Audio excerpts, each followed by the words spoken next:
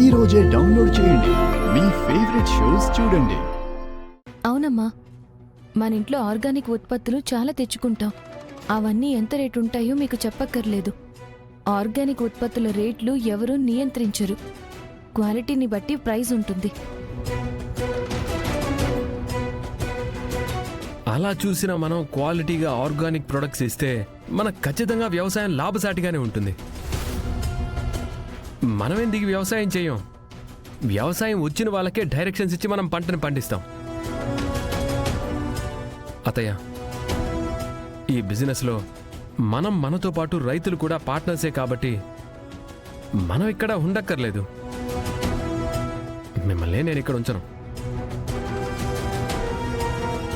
శభాశ్రా మనోడా, వ్యవసాయం చేయడమే దండగా అనుకుంటున్న ఈ రోజుల్లో వ్యవసాయంతో ఇంతమంది రైతులకు సహాయం చేస్తున్నావు. చాలా మంచి పని చేస్తున్నావురా.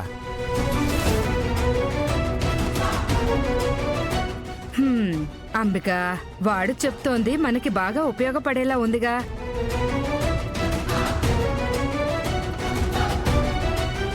తాతయ్య, ఇది మనూరు. ఇక్కడి జనం మనవాళ్ళు అనుకునే నేను ఈ ఆలోచన చేశాను. అతయ్య, నేను ఈ బిజినెస్ గురించి మీకు చెప్పకపోవడం నా తప్పు.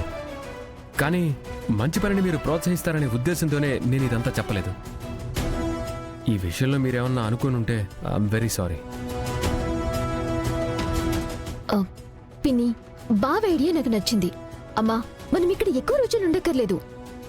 బావా, నీ బిజినెస్ కి నా సపోర్ట్ ఉంటుంది.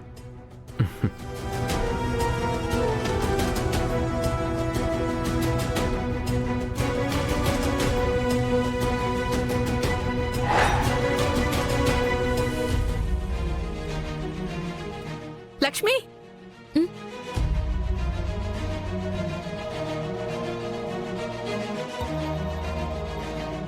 లక్ష్మి,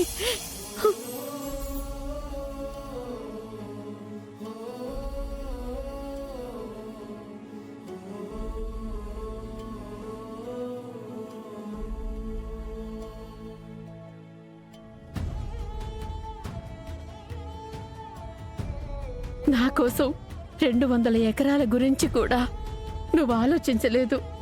నేను బయటపడ్డం కోసం నువ్వు ఇంత ఆస్తిని, నీ ఆశయాన్ని కూడా వదులుకోవడానికి సిద్ధమైపోయావా లక్ష్మి?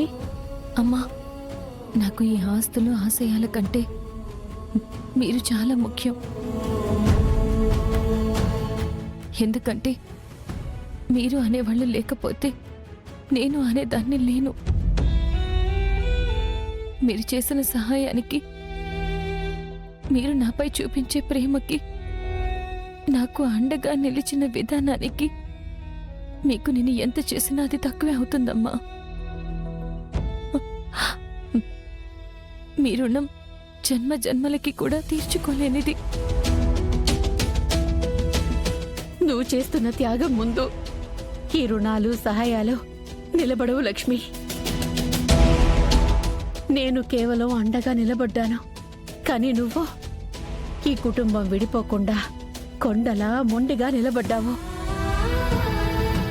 నీకు కన్నీళ్లు మిగిల్చి మేము సంతోషంగా ఉంటున్నాము. అమ్మా, దయచేసి అలా మాట్లాడకండి. నేను ఏ త్యాగం చేయలేదు, న్యాయం చేస్తున్నాను. నాకు ఏ బాధ లేదు. మీరందరూ బాగుంటే అంతకంటే సంతోషం ఉండదు. నా ప్రాణం, నా జీవితం మీరు పెట్టిన భిక్షమ్మా.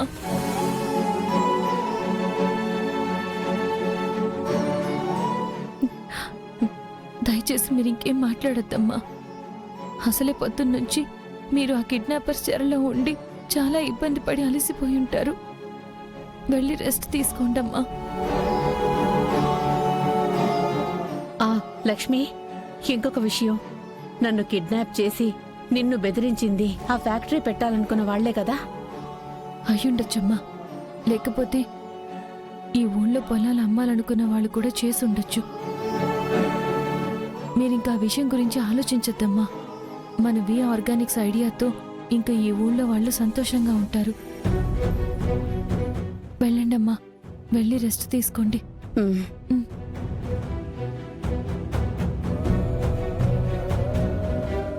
నన్ను ఇంతలా ఆరాధిస్తూ మా కుటుంబం కోసం ఇన్ని కష్టాలు భరిస్తున్న లక్ష్మి కోసం నేనేమీ చేయలేకపోతున్నాను.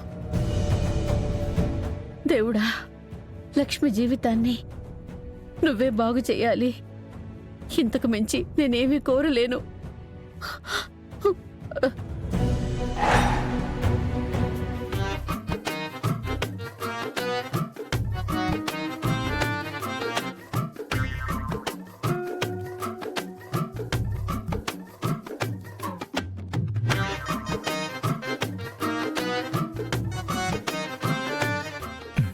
అనుకున్నదొక్కటి అయ్యిందొక్కటి,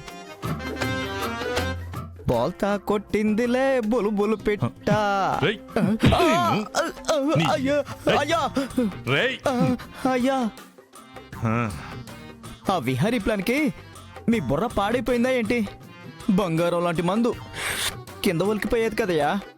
రేయ్, ఆ, నేను అక్కడ మౌనంగా ఉంది, ఆ, నువ్విక్కడ సెటైర్లు వేసిన సైలెంట్ గా ఉంది. బుర్ర పాడైపోయి కాదురా, ఆ, బుర్రకి పదును పెట్టి ఆలోచిస్తున్నాన్రా. ఆహా. కోట్లలో కమిషన్ పోయింది కదయ్యా. ఇంకోటి ఆలోచించినా మీకు రూపాయి కూడా రాదు కదండే. రేయ్, నువ్వు ఈ వీర్రాజుని చాలా తక్కువ అంచనా వేస్తున్నావురా. నేను తలుచుకుంటే సాయిల్ నుంచి కూడా ఆయిల్ని పిండే రకం. ఆ, అంతా అయిపోయింది, ఇంక ఏ అవకాశం లేదు అనుకున్న చోట అవకాశం సృష్టించుకునేవాడ్రా ఈ వీర్రాజు. హ్మ్, ఇప్పుడే అవకాశం సృష్టించుకుంటారయ్యా. ఆ? ఆ, హ. ఆ విహారీగాడు ఏం చేస్తానన్నాడ్రా? అదేనయ్యా, సేంద్రీయ వ్యవసాయం చేస్తానన్నాడు. హ. ఆ వ్యవసాయం గురించి వాడికి తెలుసా? ఆ, తెలీదయ్యా. మ్మ్. వాడికి దుక్కు దున్నడం తెలుసా? తెలీదయ్యా. వాడికి కలుపు పీకడం, నాటు వేయడం తెలుసా? ఖచ్చితంగా తెలీదయ్యా. హ్మ్. వాడికి కుప్ప నోర్చడం, ఒడ్లమ్మడం తెలుసా? తెలీదయ్యా.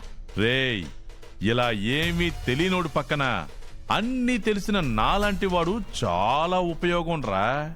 అయ్యా, మీరెప్పుడూ పొలం పని చేయలేదు కదయ్యా, మీకివన్నీ ఎలా తెలుసు? ఆ?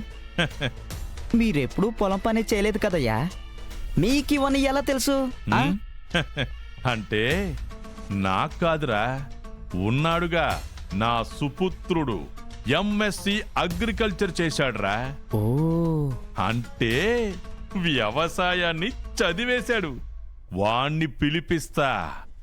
ఆ విహారిగాడికి రైతులకి మధ్య ఉంటాడు. ఓహో. ఈ పొలం అమ్మే దాంట్లో పోయిన నా కమిషన్ని మ్మ్. డీలర్గా మధ్యలో ఉండి సంపాదిస్తా. అబ్బా.